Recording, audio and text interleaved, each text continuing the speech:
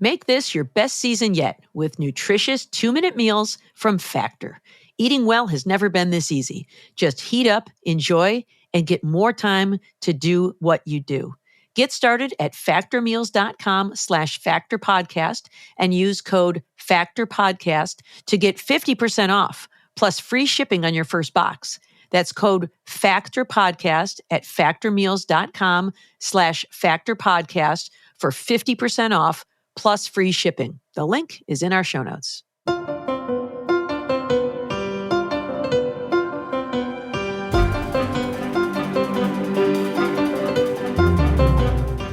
Welcome back to #Sisters-in-Law with Jill Wine-Banks, Barb McQuaid, and me, Joyce Vance. Kim is off this week. She'll be back next week, and that's a good thing because we need her expertise. So y'all, listen, I know you've been having trouble getting our resistance t-shirts. We've ordered a lot more. We're delighted that we keep selling them out. We're excited that all of you want one. So now you should be able to get one again. Go to politicon.com/merch to get yours now. This week, we have a lot to talk about. We'll start with the Alien Enemy Act. I think everyone's concerned with that this week. We'll also talk about the call by Trump cronies to impeach federal judges and the disturbing attempt at DOD and elsewhere to erase history, and specifically to erase BIPOC history. So before we get into this sort of deep and heavy show, the times we live in certainly aren't conducive to laughing as much as we all like to. But I wanted to ask you guys, I mean, y'all, the pollen is out here, which is to say the flowers are out and the trees are getting green.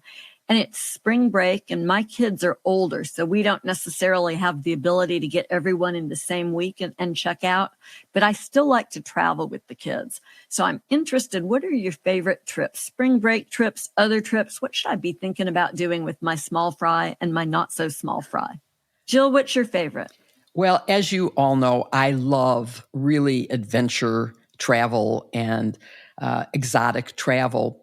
But I have to say, when you mentioned just now spring break, I love cherry blossoms, and Washington and Japan are ideal locations to see them. And if you can time a trip to coincide with that, it is a perfect trip. Paris is also always good for spring. I mean, what could be bad about spring in Paris? And especially since the Olympics portrayed how wonderful Paris is. I'd say those are some of my favorite spring breaks. But for other trips, it has to involve wild animals and hiking and other adventuresome stuff, rafting and falling out of the water and almost dying. Love those things. You know, we have two really huge cherry blossom trees, and the one that the chickens are always wandering around under is spectacular this year. I've always wanted to see the cherry trees in Japan, and I never had. So that's a great suggestion. Barb, what about you? What are your favorites? Well, whenever I go somewhere, I just like to do stuff. That is something that happily my husband and I have in common. You know, friends talk about how much they want to just go to the beach and veg and hang out. If we ever get to a beach, after about 5 minutes, we say, and then what do we do? Like now, what do we do? We are the same way. That's exactly how we are. Yeah, we like to do stuff. So lately, our spring breaks have mostly been ski trips. That's something that the whole family can enjoy, despite varying abilities among, you know, the faster skiing children and the white-knuckled mom. Those are always fun. We like doing that. And, you know, anywhere where you can go and see new things or learn new things, and just, you know, be active are things that I like to do. And that can be places far away or places close to home. You know, sometimes staycations are great and just, you know, as long as you've got active things to do. Staycations are great during spring break so that you avoid the crowds. I don't mind that. I did go skiing one spring, and I'm not a skier. I mean, don't even ask about my skiing. But I ended up at the top of a black diamond only run. And I'm a beginner. And let me just, when we have time, I'll tell you about how I actually made it down and lived to tell about it.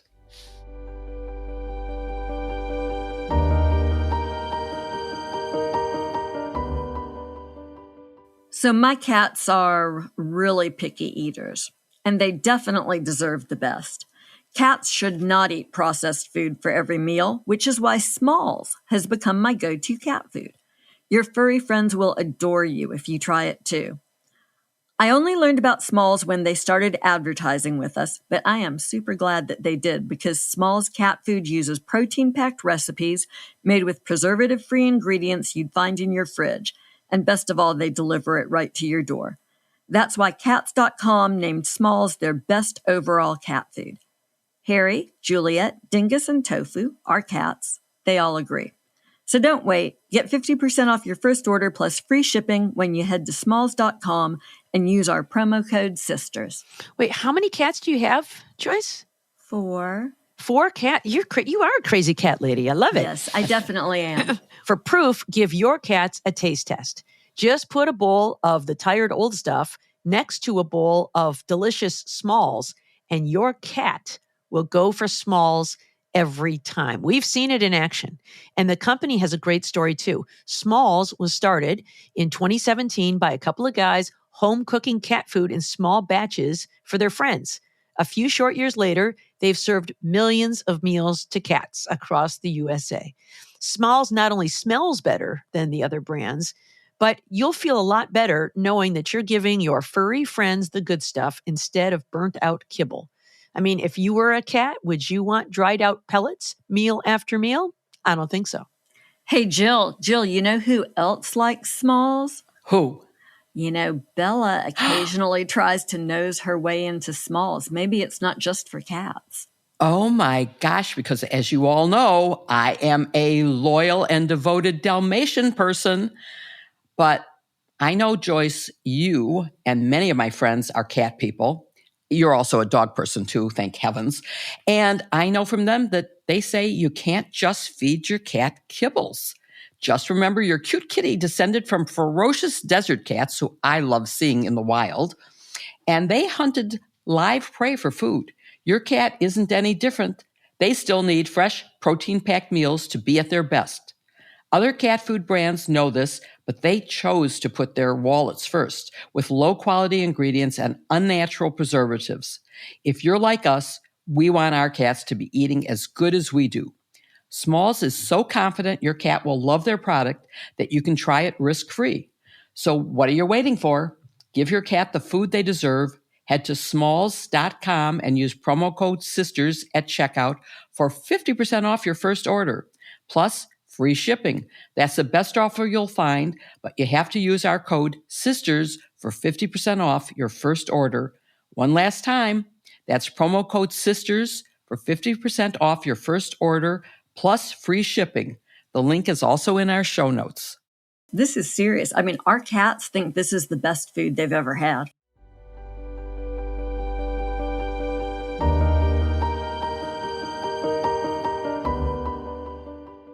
Well, we've seen an extraordinary week involving President Donald Trump's use of the Alien Enemy Act to deport more than 100 men he says are members of a Venezuelan gang known as Tren de Aragua. The drama began last weekend when Trump issued an executive order and a lawsuit was filed on behalf of 5 men subject to the order who say they're not members of the gang.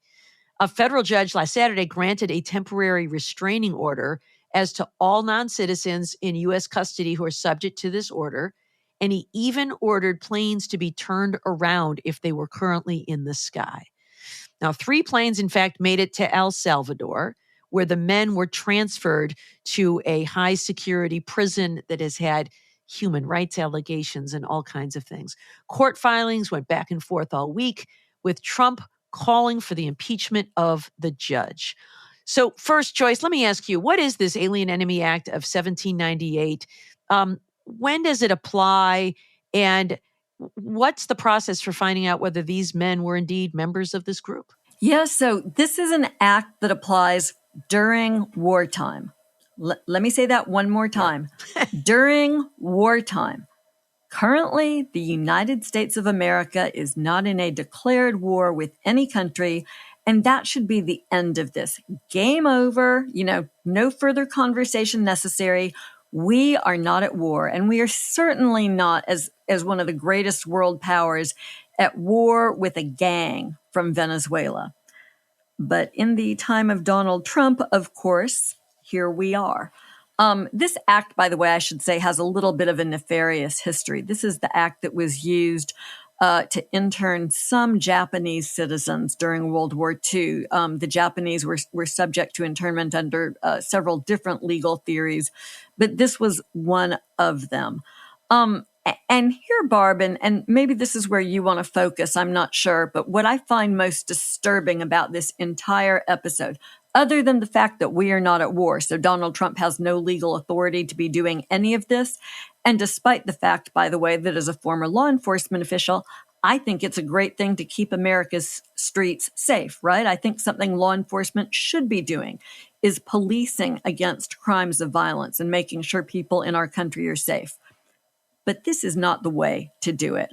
What's happened here is they've rounded up people, they've given them no due process, they've deported them to a hellhole in El Salvador and incarcerated them for an uncertain length of time. And the whole point of this is that these are folks who, assuming the government has gotten it right, they can be legally deported. This notion that they are being incarcerated in for-pay prisons in El Salvador is an entirely different sort of a setup. So look, these folks have had no opportunity to test whether or not the government is incorrect when it picked them up. And there are now, as you've said, 5 named plaintiffs who say we're not members of a gang. Other claims like that are beginning to occur. And the use of tattoos as a way to identify gang members, which is what we're learning has been done in large part, that has a really troubled history. I don't know if you had this same problem, Barb, that we had. But when we were doing aggravated deportation cases, people who were here without legal status and who had committed prior felony crimes or who were involved in violent crime, sometimes we would get cases where we would be told, well, this person has tattoos that indicate they're a murderer or that indicate that they're a member of a violent gang. And we had problem after problem with those cases. Tattoos, not a reliable indicator. In one of these cases, a woman has come forward saying that her brother, who was rounded up, far from being a gang member, is a young man, a gay artist, who escaped from Venezuela because of problems that he was having, being threatened. And now he's been rounded up and sunk into this just hellhole of a prison in El Salvador. Yes. Well, speaking of tattoos, Jill, you raised a good point when we were talking the other day about tattoos, right? Tattoos can mean a lot of things. And in fact, some of these men say the tattoos they've chosen are the logo of their favorite soccer teams, like a crown with a soccer ball on it or something. And our own Secretary of Defense has some controversial tattoos that he says have been misinterpreted, right? Exactly. Such a good question, right? Would his tattoos have been enough to get him rounded up as a gang member? That would be a good thing. Well, Jill, I want to ask you about the judge to whom this case is assigned. His name's James Bosberg. And we've seen Donald Trump calling him a radical, I don't know, leftist, whatever adjective you want to use, criticism. I actually know Judge Bosberg a little bit. He comes and speaks to my national security law class every year virtually because he is an expert in national security law. Tell us about Judge Bosberg. He is hardly the ideal candidate to be the one you're picking on and saying that he is a left-wing activist judge who should be impeached. He was appointed by George W. Bush to the D.C. Superior Court, and then Obama appointed him to the district court, where he was confirmed unanimously. He roomed with Justice Kavanaugh at Yale.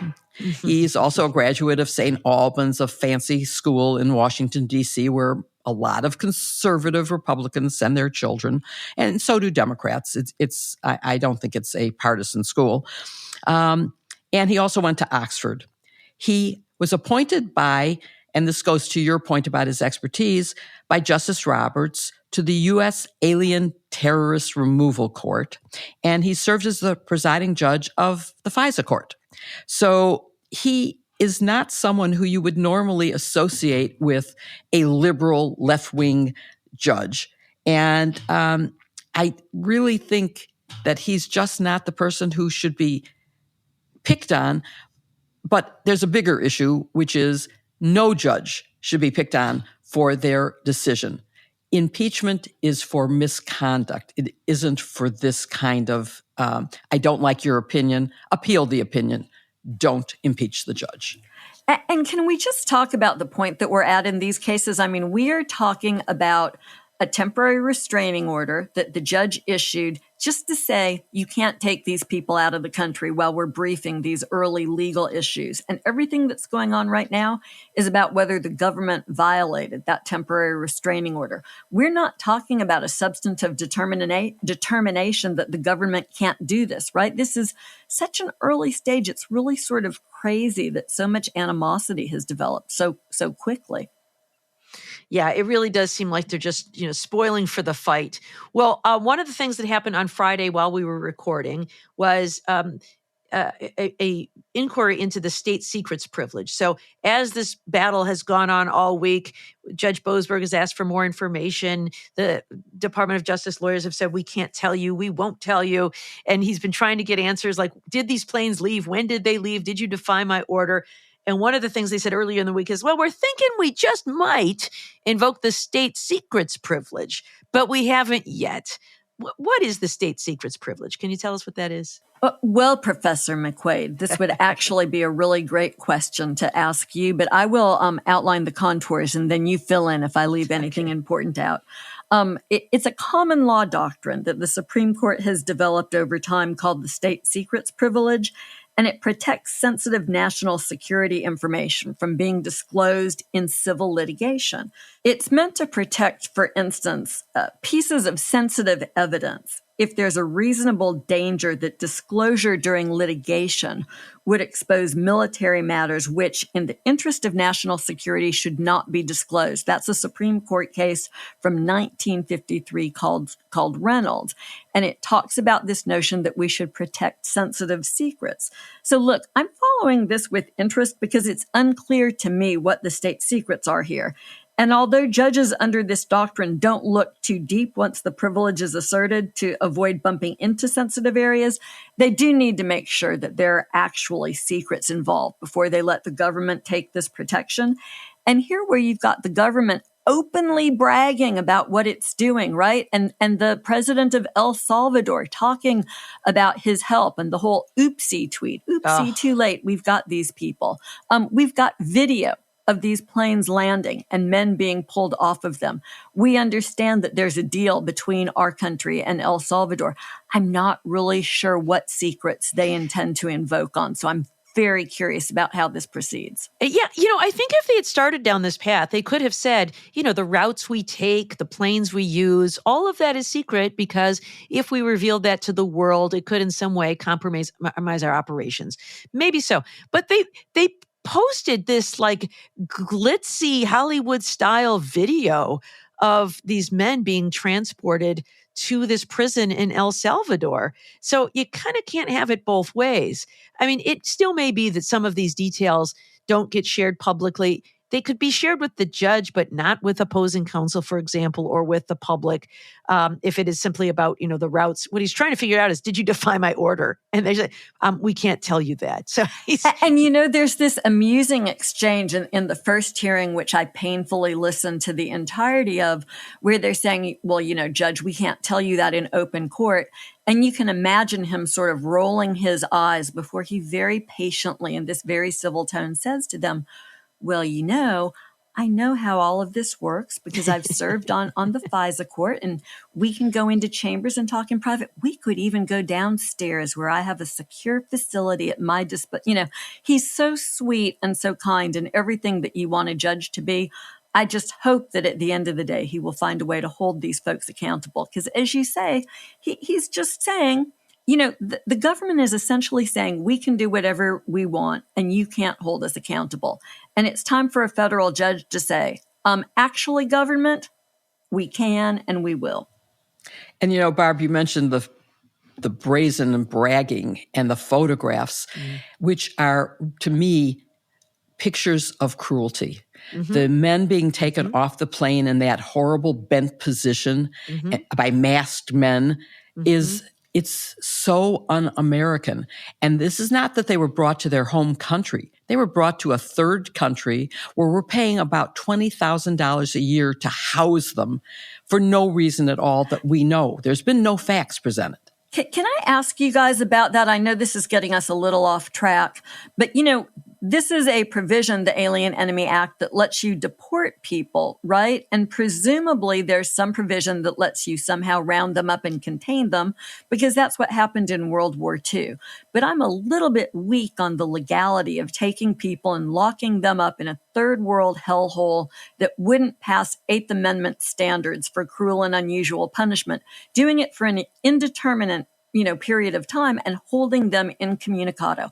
How is that even close to legal? It just cannot be. It's a human rights abuse. Well, and the government is now claiming it also authorizes them to do warrantless searches to find these people. So they're really stretching the limits. The Supreme Court did say that we couldn't keep people in concentration camps in America, which is, I don't know if that's exactly what they're called, but they were detained in camps in America, Japanese Americans, some of whom were citizens. And it's despicable. We don't know what's going on here, and that's why the court needs to find out. And so I'm hoping, as you said, Joyce, that Judge Bosberg will be able to get the information and then enforce a contempt if they don't answer. Yeah, one of the things you mentioned, the cruelty that we see in the videos. When I was researching my book, I read an awful lot about Nazi Germany. And I know nobody ever wants to compare anybody to Nazi Germany because the extermination of 6 million Jewish people is something so horrific. And you never want to compare somebody to that. We haven't reached anything close to that. But one of the things that was done there was to dehumanize Jewish people by showing them in these submissive positions, blaming them for everything, forcing them to scrub the streets. And people would jeer at them because they had been indoctrinated that these were a lesser form of human life. They were awful and they were being made to do this thing because they deserved it. And watching those men being treated that way. Now, if they're, Venezuelan gang members, I'm sure the Trump administration chose this group to be their pawns because there's going to be no love lost for people who truly are members of a transnational criminal gang.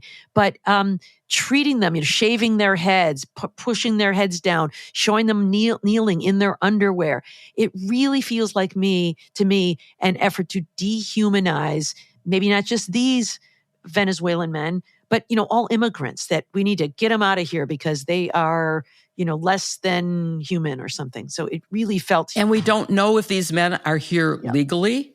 We don't know if some of them are citizens. And we don't know if any one of them is a gang member. Family members have said, as to at least some of them, they are definitely not a gang member. One family said he was gay and being tormented in Venezuela and escaped Venezuela to the safety of America and is now in a prison in El Salvador with inhuman conditions. So we really need some facts here that we're not getting. And until we have that, we should not rest. And to your point about not comparing to Nazis, I agree. It's a horrible thing to compare. There's very few things worse. But remember what was said by many. When they came for the trade unionists and I said nothing. Then they came for me and there was no one left. And that's the point here. You can start with gangs who no one would object if you prove that they are gang members. No one's going to object. And part of this is intimidation of all the other good people in America who would say you can't just randomly deport whoever you declare is a threat. You have to show us that there is something.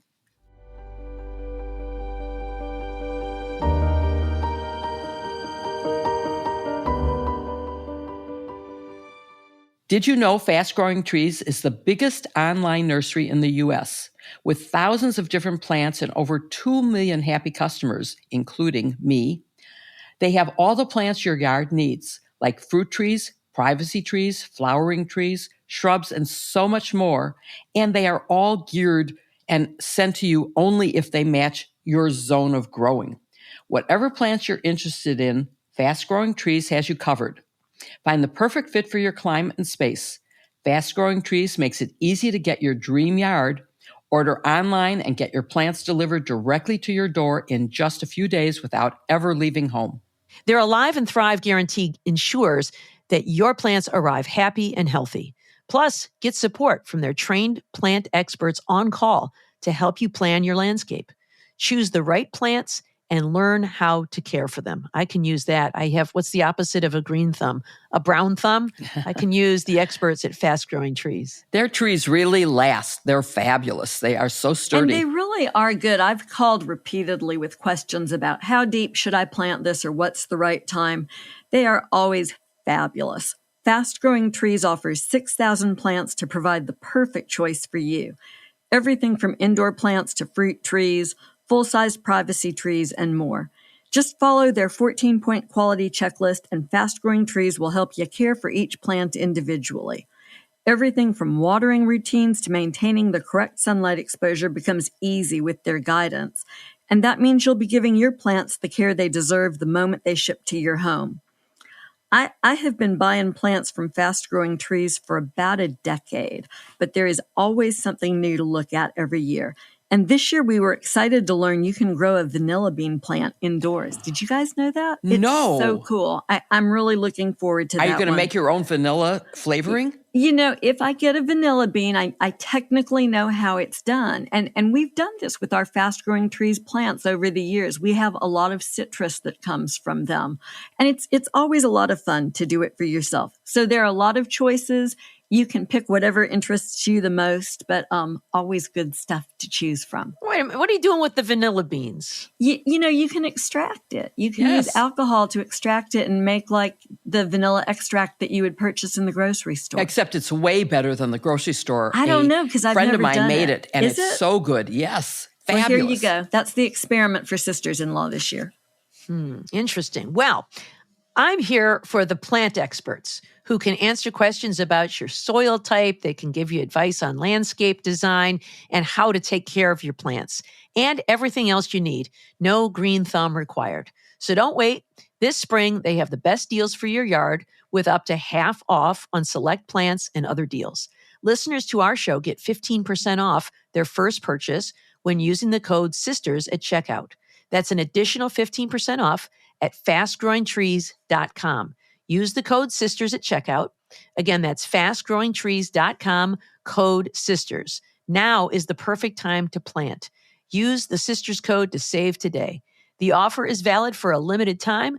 Terms and conditions may apply. The dreaded terms and conditions, whatever those are. But the link is in our show notes.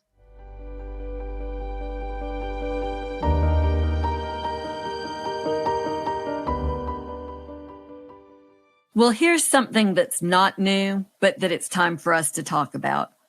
Donald Trump and his cohorts, no surprise, want to impeach federal judges, but only the ones who rule against them. Y'all may recall that when Donald Trump was at the Justice Department giving his speech there, he talked about how horrible it was for anyone to criticize federal judges and held up Aileen Cannon, who had ruled in his favor in Florida, as a shining example of the federal judiciary. But all bets were off this week. Elon Musk has been at the forefront of this, calling for impeachment and trying to move along with political largesse. Jill, what exactly is Musk up to and others? Why are they calling for impeachment of federal judges? Well, they're calling for impeachment because they don't like the outcome of cases that are based on law and fact. And Elon has gone as far as you could possibly go. I mean, there's a group now that he's giving money to. The members of Congress who are supporting impeachment are getting money, and Wisconsin voters are being offered money to vote for a conservative judge over another candidate in the April 1st election. And they are also giving money to the candidates themselves, not just to the voters in Wisconsin, but the judicial candidates. But more importantly, he is using his 220 million followers to gain support by posting criticisms of judges. And And now the members of Congress are in a position of saying, well, it's not a bribe. They're not using that word. They're just saying, I didn't do it to get Elon's money. I didn't know he was going to give me money when I did this act of saying that I would support impeachment. And so this is all ridiculous. And this statement that he's making about, no one judge should have power to make a nationwide effort. What happened when Judge Kazmirek ruled on the abortion pill? They were all for it. So this is total hypocritical. And there's no due process being involved here. And so we need to really stop Elon Musk and Donald Trump and all the others who are supporting impeachment. It seems to me that whoever is happy with the result of a nationwide injunction usually stands up for the process. And there's a good argument for it when the government's involved, right? If you didn't have nationwide injunctions, you could have 50 different rulings. So, Barb, do you think that this is improper too? Does it give you any pause? Oh, it's so improper. Judges can be impeached for, just like the president, treason, bribery, or other high crimes or misdemeanors. So if they engage in misconduct, yes, because they're appointed for life, it's the only way to get them out of there. But the reason they're appointed for life is to insulate them from politics, because there are times when there is a tyranny of the majority, when that which is popular is not the same as that which is constitutional. And so to protect us from those moments of, the angry mob, we have a constitution and we have laws, and it's the courts who are to decide what the law is. So this idea that, judges are somehow a single judge, a local judge is telling an elected president what to do, an unelected judge. Yeah, they're all unelected. That's the whole point of them. They are there to rein in abuses of a president. That's our system. I say this all the time. Didn't these people watch Schoolhouse Rock? We have three branches of government. And the courts are there to interpret the law. And if the Congress passes a statute that turns out to be unconstitutional, the courts strike it down. If the executive branch takes some action that either violates a statute or violates the Constitution, it is their job to stop that. And that is what we're seeing by many of these judges. The idea that somehow that makes them impeachable offenses, I think, is really more of an attack on the judiciary than any good faith effort to remove them from office. So I guess you're suggesting that you can't impeach judges just because you don't like their decisions. But not to go back to Schoolhouse Rock too far, but I think I will, because it's worth making the point here. Who is it that has that responsibility? Would it be the president to whom the decision about whether or not to impeach a judge falls, or would that be to someone else? The impeachment decision is for Congress, right? The House passes articles of impeachment, and then it is the Senate that would convict. The same process that we see when it is a president or other, I think, civil officers of the United States. That is the method for removing them from office. Yeah, Jill, what kind of things are judges impeached for? Is it stuff like the president doesn't like their decision? What's the sort of quantum of conduct that we're looking for before a federal judge is impeached by Congress? So even just limiting the discussion to judicial impeachments, and as Barb said, it is an impeachment. Articles of impeachment are like an indictment. It sets forth the charges, and that's the House's responsibility. And then 2/3 of the Senate, 67 senators, have to vote to actually convict on those charges. So it has to be serious enough to get 2/3 of the Senate to vote. And in all the cases that have been brought, and there have been 15 judges brought up for impeachment charges, 8 have been convicted, 3 have resigned rather than finish the trial. And they are for crimes or for misconduct. All are misconduct. Drunkenness on the bench, which is proven. And I just wonder if that applies to other like an cabinet officers. Offense to me. Yeah. Yeah. Drunk on the bench. Drunk on the bench You is shouldn't one. be a federal judge. Arbitrary and oppressive conduct, abuse of the contempt power, refusing to hold court, and waging war against the U.S. That was during the Civil War for one judge who apparently was on the wrong side of the winners. Also, improper business relationship with litigants, clear conflict of interest, favoritism in appointment of bankruptcy people, receivers. Income tax evasion, that's one. Perjury is another, accepting a bribe, sexual assault and false statements, and obstruction of a proceeding.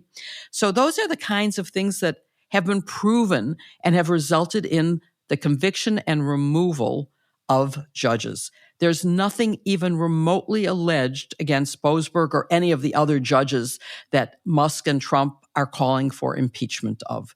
And so there's really no legitimate basis for this discussion.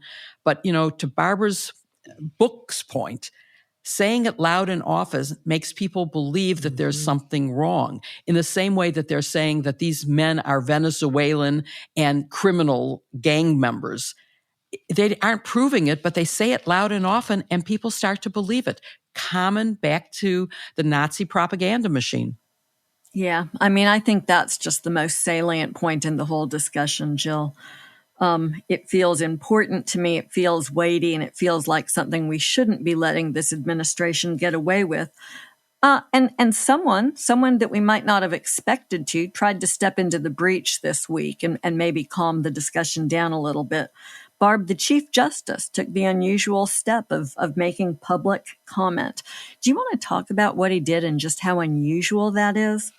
Yeah, this was really something. Chief Justice Roberts, who, plays things by the book. He doesn't give a lot of public statements. He gave a statement that he issued after Donald Trump was, calling for the impeachment of Judge Bosberg, but we've also been seeing articles of impeachment against other judges.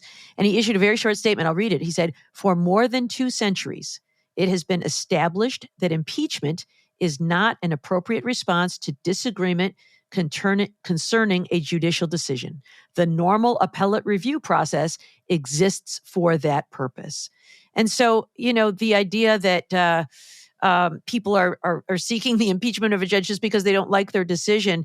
I was pleased to see Chief Justice Roberts reach out and say this thing, because I think that there are many people out there who think that this is all about politics and that the Judge Bosberg is only ruling against Donald Trump because of politics and he was appointed by a Democratic president. In fact, to see Chief Justice Roberts, who of course is the author of the Trump immunity decision, and who, just a week earlier at the president's speech before Congress said things like, "Hey, thanks for helping me out. I'll never forget it. I won't forget it. I'll remember that." I think it was important for Chief Justice Roberts to be the one to speak out about this and let the public know just how inappropriate it is to be calling for impeachment. As he says in his statement, look, there are appeals courts for this purpose. If you're not satisfied with the decision of a judge somewhere in our country, then we've got a mechanism for you to litigate that issue. So I was pleased to see that. We saw this just once before. You may remember, and I think it came in the judge's annual report when Donald Trump was talking about Obama judges and Trump judges and all that sort of stuff. And Chief Justice Roberts wrote, "There are no Obama judges and no Trump judges. They're just United States judges, and they're all doing their level best to apply the law faithfully." So every once in a while, Chief Justice Roberts will flex for the courts a little bit. And I think it was really important that he did so here. In addition to what Justice Roberts rightfully said, and Justice Breyer has weighed in support of that, the American Bar Association issued a statement on behalf of its over 400,000 members, asserting the same thing about the rule of law. And I think it's really important to know how utterly, unbelievably unconstitutional this action is to go about impeaching judges for decisions that you don't like. And it would end what we know as the 3 branches of government if they can get away with this.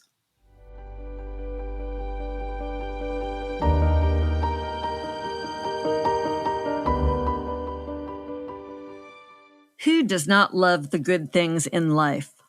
Definitely not us. We all love the good things in life, and I enjoy a little bit of luxury, but affordability used to be a concern until I discovered Quince. I was apparently the last of the sisters to discover Quince. You may remember Kim mocking me in an earlier episode because I'd never heard of them, but I'm so grateful that she egged me on because now Quince is my go-to for luxury essentials at affordable prices. Think cashmere. Quince offers a range of high-quality items at prices within reach.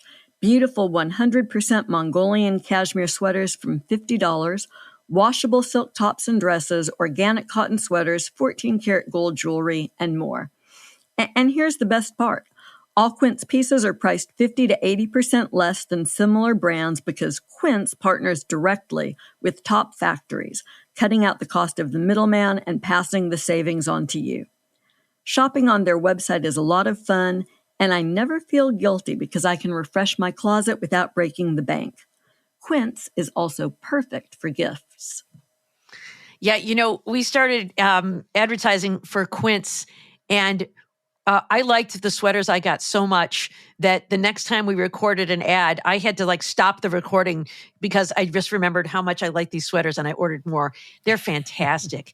We love it that Quince uses only factories that use safe, ethical, and responsible manufacturing practices to bring us the premium fabrics and finishes that make every piece feel luxurious. Our favorites, my favorite is the Mongolian cashmere sweater. They've got the cardigan, they've got the pullover, they've got the crew neck. They're all fantastic. There's also the stretch wool dress pant. The materials feel amazing, and they're the perfect combo for looking good and keeping warm. The style is perfect for getting things done in the office, teaching a class, or making an impression at a dinner party if one does those things. Joyce, you are so right about them being the ideal gift. Once I discovered Quince, I fell in love with it, and I did do some price checking, and they are unbelievably priced for unbelievable quality, and they are comfortable. The fabrics are fabulous, and we guarantee they'll be even more comfortable with the prices, even though the fabrics are unbelievably comfortable. So give yourself the luxury you deserve with Quince. Go to quince.com/sisters for free shipping on your order and 365-day returns. That's QUINCE.com/sisters to get free shipping and 365 days returns. Again, quince.com/sisters. And don't forget the men in your life. They make great pants. My husband loves the pair I got for him. The link is in our show notes.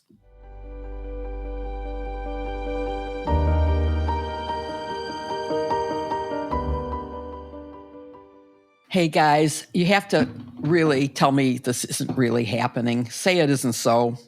The Pentagon surprised me with the depth and detail of its ostensible implementation of President Trump's executive orders to eliminate what he calls, quote, illegal DEIA programs in the government, and if he and Bondi have their way, in all private companies too.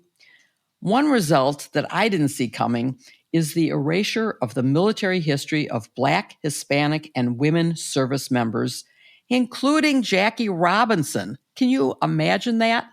History-making female fighter pilots, a Black Medal of Honor winner, the Enola Gay, the Tuskegee Airmen, the Navajo Codebreakers, who were so crucial to our success in the war, a decorated Japanese-American Army unit, Ira Hayes, who was one of the 6 Marines who raised the American flag at Iwo Jima, and pages of the Arlington National Cemetery's website highlighting the graves of Black and female service members, and the entire Civil War vanished from their website.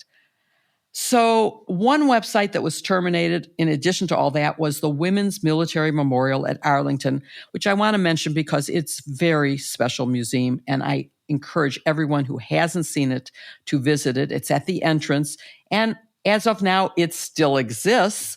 And when I checked last weekend, the website was back up, as were the pages that the Army and Navy had removed about the history of women in the military, and that the Air Force took down, profiling 10 women who piloted one specific stealth bomber that carried out important missions.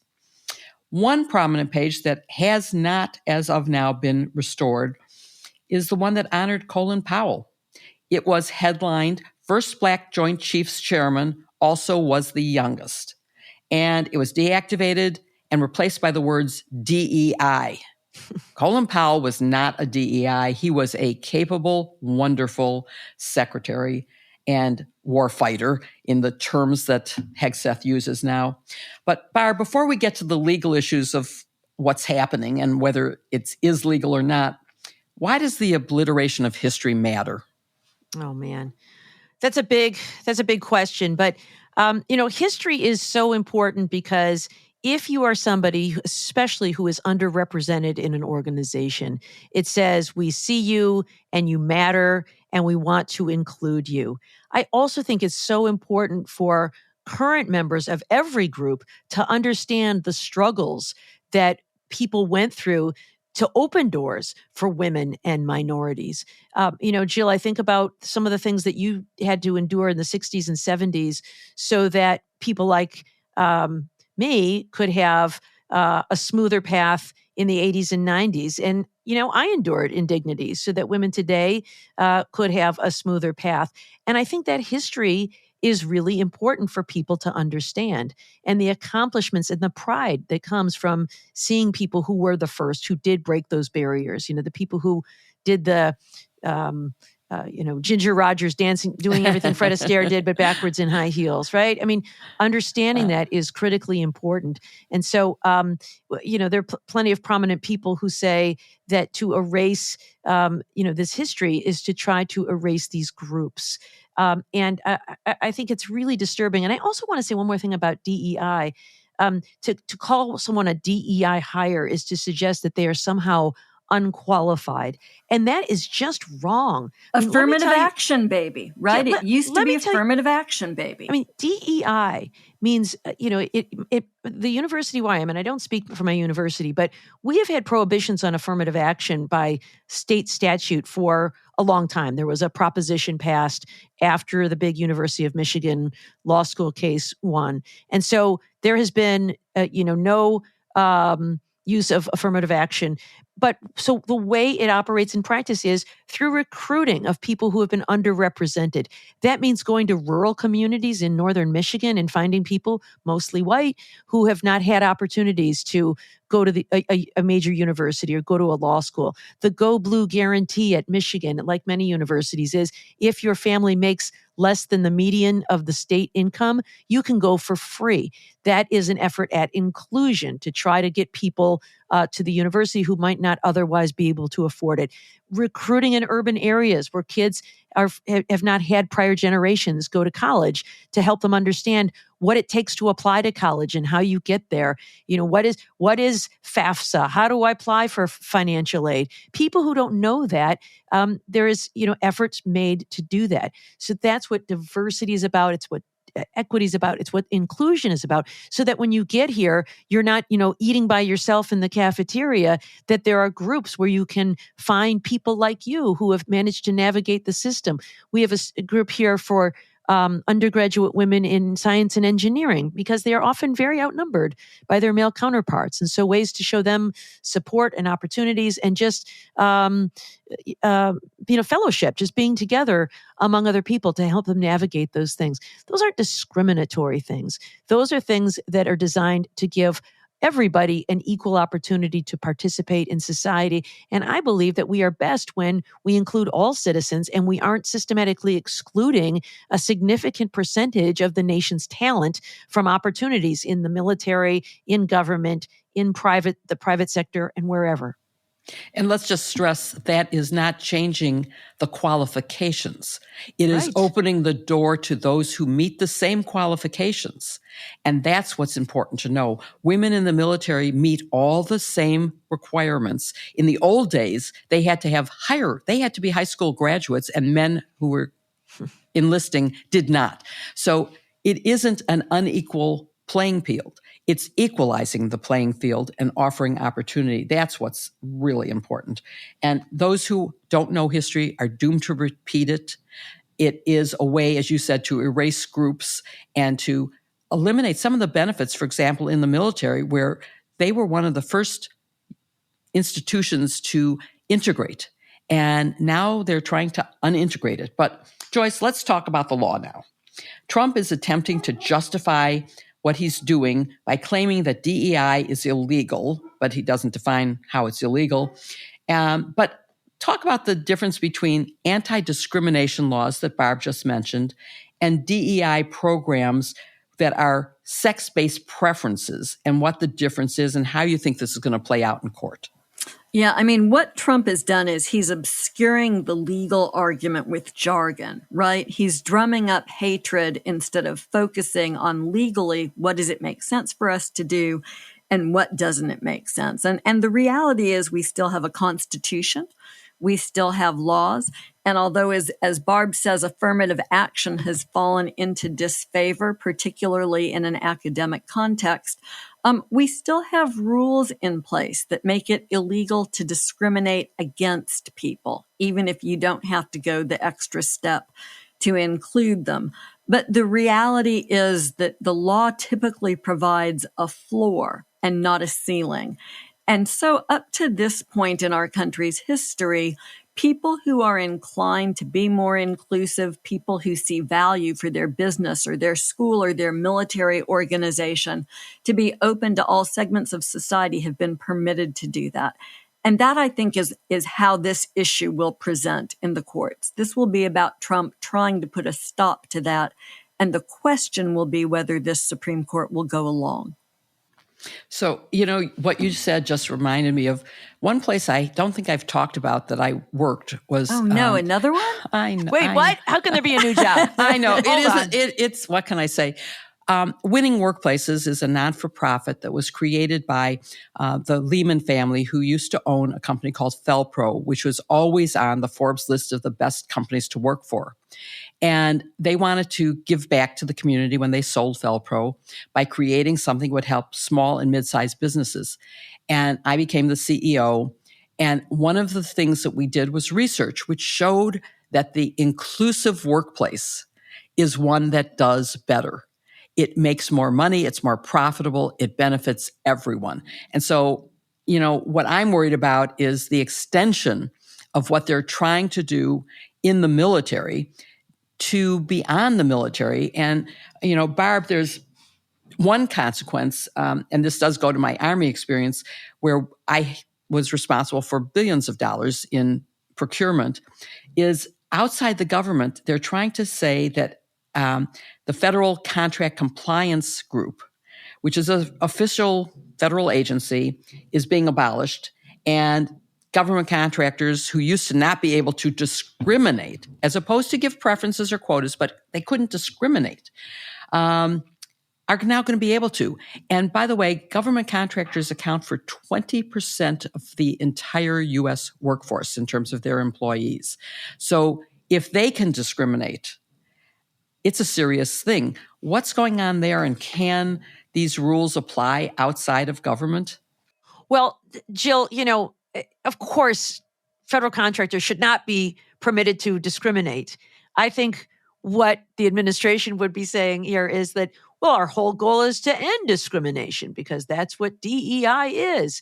But I think, as you say, with 20% of the workforce subject and reliant on these kinds of contracts, if we start seeing contractors discriminating, we are going to find ourselves in a situation where a whole lot of people find themselves without jobs and without recourse, right? There would be no place to bring your claim if you believe that you were the victim of discrimination in one of these. So I don't know. It's just creating such uncertainty. And may I also say, uncertainty is the bane of business existence. Yeah. It is what makes it so difficult. I remember Liz Cheney came around before the election and she spoke to the Detroit Economic Club. And her pitch was, you might like some of the policies Donald Trump is advocating, but what you want most is notice and stability. And he brings chaos and unpredictability. And that is going to be the biggest problem that hampers you in your ability to do business. It's going to make the markets go crazy. It's going to make it impossible for you to do any long-term planning. And I think we are seeing that come home to roost. Boy, she should go into the fortune-telling business because she sure was prescient on that. Oh, my God. Kidding. Unbelievable. And Joyce, there are other consequences because for example, you remove the web pages and you wonder, are they, as you said earlier, trying to eliminate the existence of these groups? Are they limiting services? Is it going to impact the services that veterans get at the VA if they can't even advertise by sex or gender what services are offered? Yeah, I mean, it's absolutely nuts, right? I just don't think any doubt that there will be consequences in terms of eliminating or eliminating access to services at the VA. And this, it seems to me, is just nothing other than mean-spirited. People who deserve, who need help. I mean, you can just tell I'm at a loss for words. Who wants to make it more difficult for veterans who've served our country to access necessary care? And yet that's precisely what they're doing here. And it says to me, and I'll just pontificate for a minute and maybe use you guys for therapy because y'all are cheaper than calling up a therapist and making an appointment. I mean, what does this say about who we are? This is mean. This is cruel. And the notion that Americans are behind the idea of trying to eliminate services for veterans of all people is shocking to me. The fact that we would dishonor Colin Powell's service to this country, the idea that we would try to erase the Navajo code talkers, and then, the government would flippantly dismiss it as, oops, we didn't mean to do that. Well, I've been hearing a lot of, oops, we didn't mean to do that lately. And I think the way we hold that sort of misconduct in government accountable is in the courts. Congress should be doing it, by the way. Congress has the power to do it, but Congress has decided to take a permanent knee. So I've pretty much given up on them, at least until the midterms. But I remain hopeful that the courts will step in and restore some semblance of constitutional order. Because if they don't, I mean, we're in deep kimchi. So I sort of want to stop with your hopefulness, but there is one question that I have to ask as a follow-up for both of you guys is, the removal and restoration of web pages and the claim of error that you just, whoops, we made a mistake, we'll put it back. Of course, they're only putting it back because of public outcry. But it shows a callousness and a carelessness. But this isn't the only example. The release of the Kennedy assassination documents with people's social security numbers, living people's social security numbers included, firing nuclear safety workers and taking away their emails so you couldn't then go, whoops, we didn't mean to fire you, we need you back. Or deporting people without going through the legal requirements for deportation. And deporting women and non-Venezuelans and saying, oh, gosh, I guess we have to bring them back to America. What does this all mean in terms of why are they being so careless? And what is the danger of this? Well, I think this is what Silicon Valley refers to as the move fast and break things ethos. No kidding. And, when you're running a startup, or it's Twitter, who cares, right? We want to change everything really quickly. And so we're going to, throw out that server and we're going to eliminate all these jobs and we're going to cut this cost and that cost. And then, you realize, we made some mistakes. We'll piece it back. We'll fix it. We'll modify. We'll do this. It makes sense when you got a little startup. It's catastrophic when it's the U.S. government. And that is why you cannot run government like a business. Government is not a business. A business is all about making money. Government is about protecting people, serving the people. And so when you move fast and break things in the public sector, things like this happen. Like, oops, we release social security numbers. That can cause identity theft for those people that will be difficult, if not impossible, for them to ever completely resolve. And so the idea that, it was so important to release these Kennedy papers so quickly without having somebody actually review them and redact them properly is just careless. Somebody wrote recently, there's a book about Facebook called Careless People. It's supposed to be kind of a tell-all, but it makes reference to Tom and Daisy Buchanan in The Great Gatsby about, that phrase about they're the kind of people who are very careless. They'd make a big mess and break everything for other people to clean up. I think that is the MO of the current administration. I have read and reread that book during the Trump era in American politics repeatedly because I think it's the perfect metaphor. And in so many ways, it's the answer to this question. I mean, Elon Musk does not live our lives And maybe it's not fair to expect somebody who's that wealthy to understand how his actions affect real people, but they have consequences in the real world for folks. And here I think we're talking about real examples of that. You know, as lawyers, when we filed on the e-filing system in federal court, we had an obligation to redact any personal identifying information. And there were consequences for even inadvertently getting it wrong. And now in this Kennedy release, we have social security numbers of people, and Barb makes the point that there are consequences that can't be fixed. I mean, maybe the right way of viewing what's going on is to demand that the administration slow down and that it look before it leap and that it not take steps that can't be fixed, because I'm not seeing a lot of results. I'm not seeing a lot of waste and fraud that they're fixing or putting an end to. Instead, what I'm seeing is disaster for everyday Americans as a result of this sort of crazy, let's break some eggs to make the omelet approach.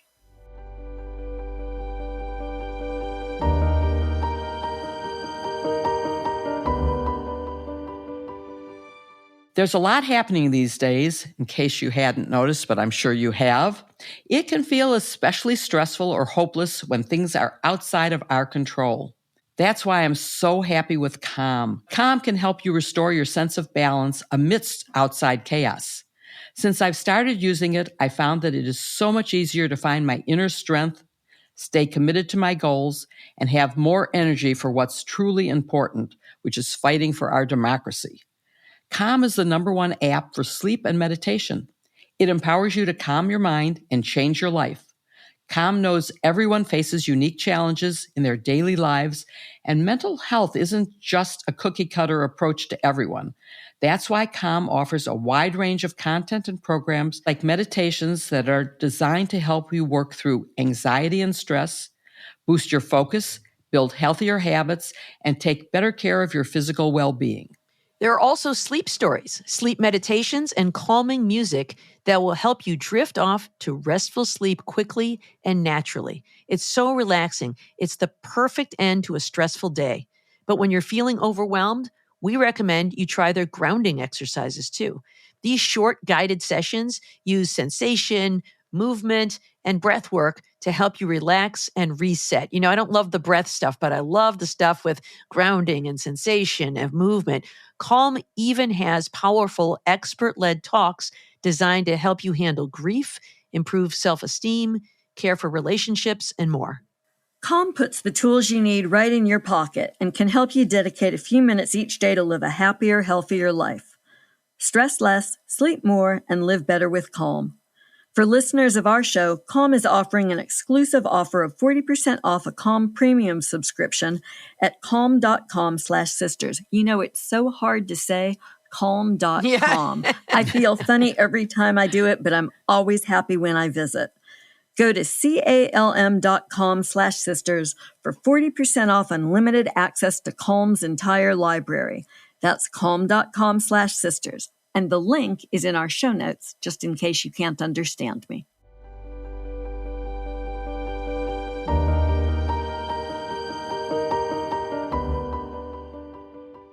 So, you know, my favorite part of the show is getting to come here every Friday afternoon and ask you guys all of the burning, pressing questions that I have, because by the end of the week, I have been storing up questions all week long, and I want to hear your thoughts about them. And our listeners are obviously doing the same every week. We get great, thoughtful questions. And this week, we sort of had a bumper crop to choose from. So I'll be interested to hear everyone's answers. So to our listeners, if you have a question for us, please email us at sistersinlaw@politicon.com or tag us on social media using hashtag sistersinlaw.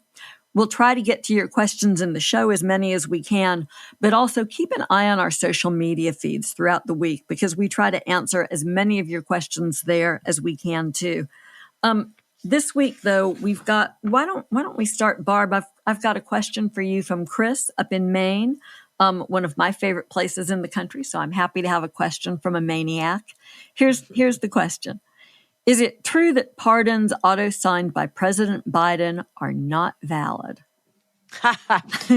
So this issue came up because President Trump posted on social media this week that, just found out that Joe Biden signed all the pardons with auto pen. Therefore, I'm declaring them all invalid, and all of those people are subject to prosecution. Ha ha ha. That's just garbage. Auto pen is an absolutely legitimate way for a president to affix his signature. The president has to sign so much stuff. And as long as he directs that his signature be affixed, it can be affixed by someone else. And that is based on a couple of things. One, since 2000, there have been federal statutes that say all of us can use these auto signature things. I mean, haven't all of you signed things with DocuSign and some of these other kinds of things where they say to sign this document, click here, and you say, you have to take a minute and you say, I want to sign this thing, and you do, and you can do it electronically, and the law recognizes that. The rules of evidence recognize that, and in fact, during the administration of George W. Bush, the Office of Legal Counsel issued a lengthy opinion talking about all of this to explain that, yes, the president's signature is valid when it is affixed through auto pen. I think this is just one of these efforts designed to distract us and to get us talking about things and to scare the people who got these pardons into thinking, oh, no, now I'm back in the hot seat. I don't think any of them can be prosecuted based on this the pardons they got from President Biden.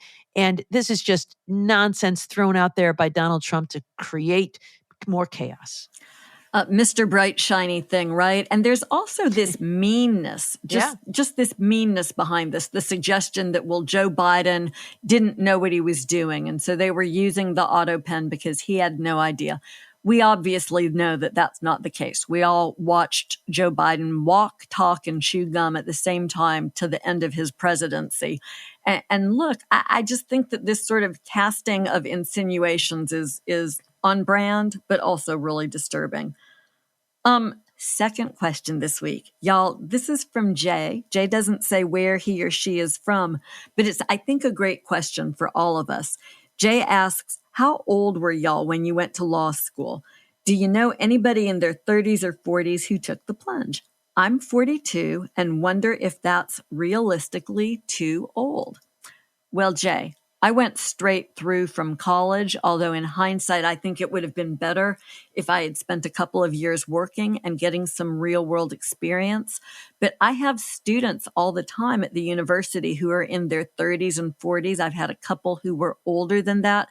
And I would say that law school is a valuable exercise, no matter how old you are, if you're at that right stage in your life for a law degree to make sense for what you want to do in the world and the contributions that you want to make. Plus, I'm just going to say this because everyone knows I'm the geeky one. I thought law school was fun and interesting. I loved my law school friends. I loved the material that we studied. Yes, we worked hard. Yes, there were times when I would have preferred to have gone out on a Saturday night than to have been at home reading case law. But it was a great experience. I wouldn't trade it for anything. So I would encourage you. Jill, Barb, do you have anything to add? I like you, I was barely 21 when I started, but I have a very dear friend who was well into her 30s when she went to law school, and she has had a fantastic career. She started out because of her love of civil rights, but has gone on to do international work with a Brazilian law firm. And so I think it's great. And why not change careers? I mean, look, I just started at MSNBC when I was in my 70s. Who starts a television career in their 70s? So why not start a law career in your 40s? Yeah, I absolutely second that. There's absolutely no reason that you can't. Lots of people change careers. And I think that in some ways, starting law school a little bit later in life like that could actually bring benefits to you because you will have some experience, some real world experience that can help you put some of your studies into context. So 42 is by all means not too late. And I don't know if there's any age that is, but I think that you would be a welcome member of any law school class. Go for it, Jay, and let us know how it goes. So, last question, Jill, this one sort of has your name all over it, and it's time for an update. The question is, what's the status of the ERA becoming an amendment? Is it possible with this administration? That question comes to us off of Blue Sky at JJACD at bluesky.social. What do you think? Is there any hope? Oh, thank you, JJ. You're going to make me eat my words, where I at one point said, maybe the best thing for ERA would be to ask President Trump to get a joint resolution from Congress saying that the time deadline was lifted, even though I think it is totally irrelevant and shouldn't matter, and that we should have had the 28th Amendment already in effect. I would say, based on what they are doing to women and the elimination of women's rights and what we just talked about in terms of the military, for example, and eliminating the women's history from the military despite their service to our country, means that this administration is not going to do anything to implement the already ratified Equal Rights Amendment. So I am sorry to say, please, Donald Trump, prove me wrong. Do it. Go ahead. Mm-hmm. You said you wanted to help women. Even if we didn't want your help, we do want your help. Please help pass the Equal Rights Amendment. That would be great. Well, that's a slightly uplifting note to end on. I know that this has not been the most uplifting show that we've ever done. It has been a tough week. There is reason for optimism, though. I know many of you are participating in, and we're seeing increasing efforts to protest. We are seeing people writing letters insisting that their members of Congress act in responsive ways. And there's every indication to believe that although things look a little bit dark at the moment, that we have the ability to really make things improve as the weeks go forward. So don't give up hope. Stick around with us. Thanks for listening to #Sisters-in-Law with Jill Winebanks, Barb McQuaid, and me, Joyce Vance. Follow #Sisters-in-Law wherever you listen, and please give us a 5-star review. It really helps others find the show. Also, please show some love to this week's sponsors. We are especially fond of them: Factor, Smalls, Fast Growing Trees, Quince, and Calm. All sisters-in-law's favorites. The links are in the show notes. Please support them because they make this podcast possible. See you next week with another episode. #Sisters-in-Law. So, Barb, I was in Kaprun, Austria, skiing on a glacier. Oh, and took a cog railway to the top. Get there, and there's not enough snow at the top. You have to hold your skis. You can't wear them on the lift. And jump off and get away, run, because you're not like gliding off. Oh, geez. And so I say to the people I'm with, and by the way, this wasn't a planned trip, so I had to borrow clothes it was when I was with the Army. So some officer's wife gave me a T-shirt and something to wear. And so I say, so where's the beginner slopes? And they look at me and go, oh, there's no beginner slopes up here. I said, well, I have only skied about twice in my life. And this is a trail where, if you go off the trail, you fall off the mountain. And luckily, the Army had sent with me 2 Olympic skiers, and they side-slipped me down most of the mountain. Oh, man. Literally. Wow. Literally, that's how I made it down. It was humiliating. At the base, I could ski, but all the way down the steep part, it was terrifying. It's pretty terrifying. Well, it's nice that you happen to have Olympic skiers nearby. Yes. Not everybody has that luxury.